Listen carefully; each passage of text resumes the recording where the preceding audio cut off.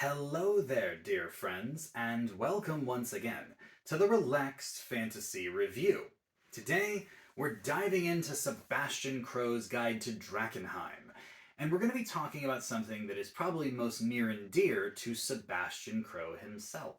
You see, Sebastian Crow's Guide to Drakenheim came from the Dungeon Dudes, my fellow YouTubers, who made an entire campaign about a contaminated, corrupted city where a magical material known as Delerium, which is effectively arcane magic in its raw form, but given form. They're crystals that have insane magical power, but also have the ability to corrupt and contaminate, as they are wild magic given shape. Sebastian Crow was the very first character to appear in the show alongside his friends Pluto Jackson and Veosenia. But Sebastian was a sorcerer. And today we're giving a quick nod to him as we talk about the subclass in this book, the Delerium Soul.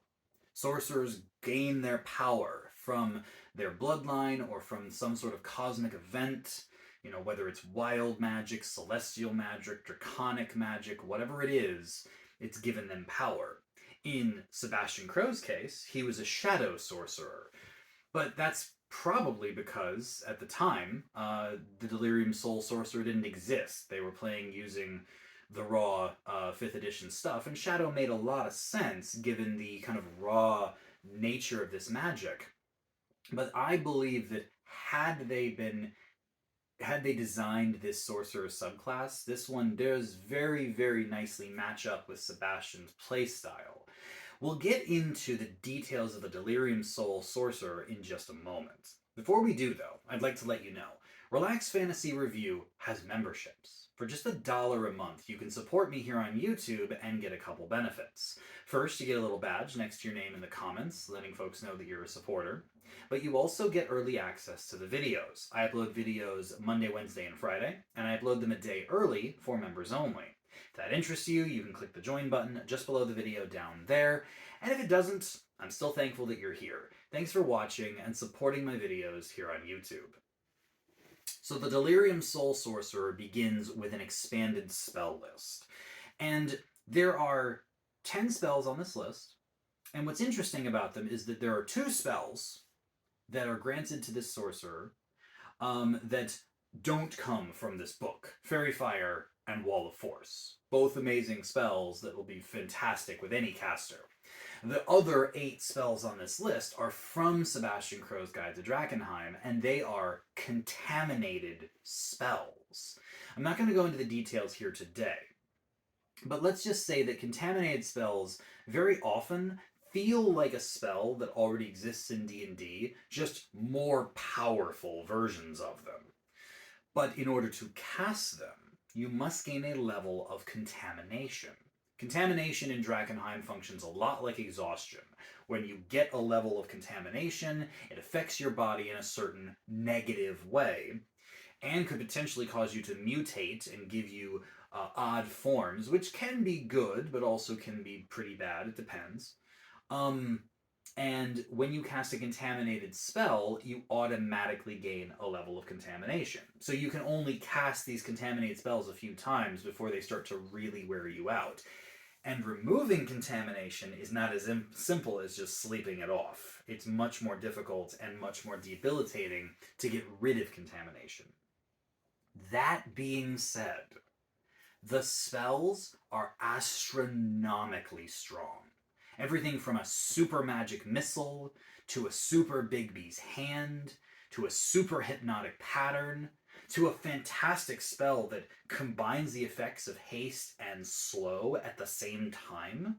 These are outstandingly powerful spells, and I'm giving the list 10 out of 10. You might be surprised to hear that, but in reality, this subclass is going to provide us an avenue to enjoy these contaminated spells. We'll get to that in just a sec. The other thing you get at level 1 when you choose the subclass is you get Mutant Manifestation. Now, Mutant Manifestation basically says that when you wake up from a long rest you gain a mutation that is normally granted to creatures with contamination. There are mutations that are cosmetically ugly. Your hair, nails, or teeth can fall out. Your skin can start to slough off. These do not have negative mechanical benefits or disadvantages. They're just unpleasant. But there's a lot of them that actually help you. You can grow tentacles, which give you a reach attack. You can gain the power of Misty Step a few times per long rest without using magic, or without using a spell slot anyway. You can gain blind sight. You can gain swimming abilities and breathing underwater. They are physical mutations, and normally when you mutate, you just roll on a table and it randomly selects. The Delerium Soul Sorcerer, instead, get to roll twice and choose the one that they want, giving them a much higher likelihood of getting a beneficial mutation. It still could be bad, or at least could be neutral. I'm going to give this power 9 out of 10. It's a cool thing that you shouldn't rely on, but it's rarely going to be a problem. It's usually going to be a benefit. Then at level 6, we find ourselves with Contaminated Sorcery. And this is the power that's going to make contaminated spells much better for us. You can now cast contaminated spells using your sorcery points. Number of sorcery points equal to the spell level. By this point, you have 6 sorcery points and a few meta magics to use them on. But if you want to cast a contaminated spell, when you use your sorcery points to do it, you do not gain contamination, and you do not have to provide the material components for doing so. Normally it takes Delerium, the crystals of contamination, to cast these spells. Now it doesn't. You can just use your sorcery points to do it. When this happens, it triggers arcane anomalies, which are like wild magic surges, just very specific to Drakkenheim.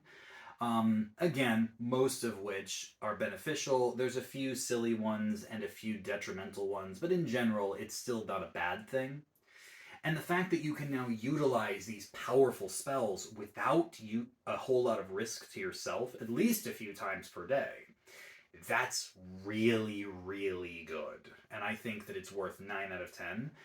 I would have given it a 10 out of 10, except for one thing. This only works in Drakkenheim.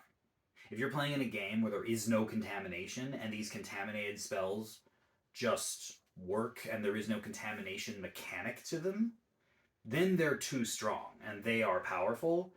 You know, like your spell list suddenly becomes broken powerful, but then this ability, Contaminated Sorcery, does nothing because you don't need to worry about contamination getting to you. So I'm giving the feature 9 out of 10 as a broad spectrum application. Then the next thing you get is at level 14, and you get Incomprehensible Arcana. And this might well be the most powerful feature I've ever seen on any sorcerer. And I say that confidently. Once you get Incomprehensible Arcana at level 14, you can cast any spell. Not any sorcerer spell, any spell. Any spell in the entire game.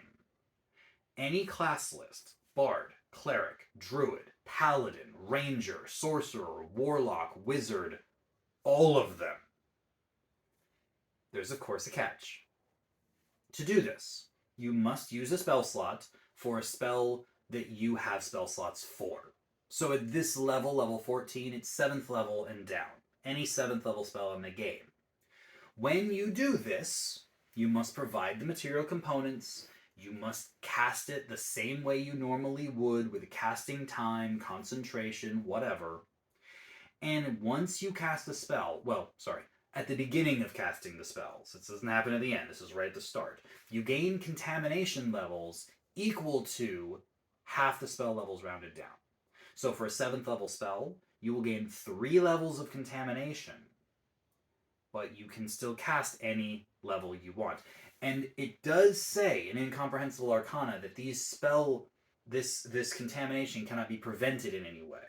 So you can't use your Contaminated Sorcery to channel 7 sorcery points together and cast Simulacrum or something like that. It has to come from you, and you have to take the contamination. But the amount that this opens up, I mean, Divine Soul Sorcerers are already considered one of the best in the game because they have access to the Cleric spell list. Now you have access to every spell from every list. The rare high level paladin or ranger spells, the crazy bard magic, the wizard spells that only they get. It doesn't matter. You can cast any spell you like as long as you're willing to take contamination to do it. And usually, if you are in a specific situation where you have to have a very specific spell to cast it, you only need to cast it once. So you take even a 9th level spell. Once you reach 17th level, you can cast Wish with this and take 4 levels of contamination to do it.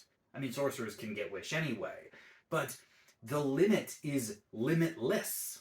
You only have to take the contamination, and this is 10 out of 10, and it's completely broken, and it's amazingly strong. Finally, at level 18, you get a feature that's kind of lackluster by comparison. Honestly, you could have swapped these and it would have made sense to me. Chaos Theory. When you roll a d20 for an attack roll, ability check, or saving throw, you can grant yourself advantage on that roll. When you do so, you trigger an arcane anomaly straight away. But there is otherwise no restriction. You can do this charisma modifier times per long rest, which means by this point that'll be 5, so you can do it 5 times a day. And yeah, I'd probably be saving this for saving throws, key saving throws, or maybe an attack roll that really needs to land. And you can't use it for your allies; it's just for you. But it doesn't grant you contamination; it just triggers arcane anomalies. This is honestly one of those weird features that could have gone at 6th level. It honestly could have gone at... This could have gone at 1st level, and it wouldn't have felt odd. I think that it's a 9 out of 10 feature. It's a great feature, having advantage. But compared to Contaminated Sorcery and the Incomprehensible Arcana, it feels a little low. Like, I'm still giving it 9 out of 10, but the fact that you've got this supercaster that can do anything 4 levels earlier, it makes it feel like, well, I guess we got to throw this in here as sprinkling, as sprinkle on the top. Overall, the Delerium Soul Sorcerer, if you're in Drakkenheim and you have contamination to worry about, this subclass is 9 out of 10. Because most of its powerful features risk contamination. However, if you're not in a Drakkenheim campaign and you can just do this stuff without worrying about contamination, then you are absolutely and positively a broken character. All spell lists, casting any spell with sorcery points, having all of these contaminated spells without contamination. The contamination mechanic's important. You need it to counterbalance the power of this magic.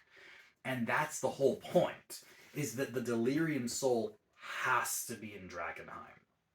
When it's in Drakkenheim, it works. It's a powerful sorcerer with wonderful abilities and a nice counterbalance to make sure they don't go crazy.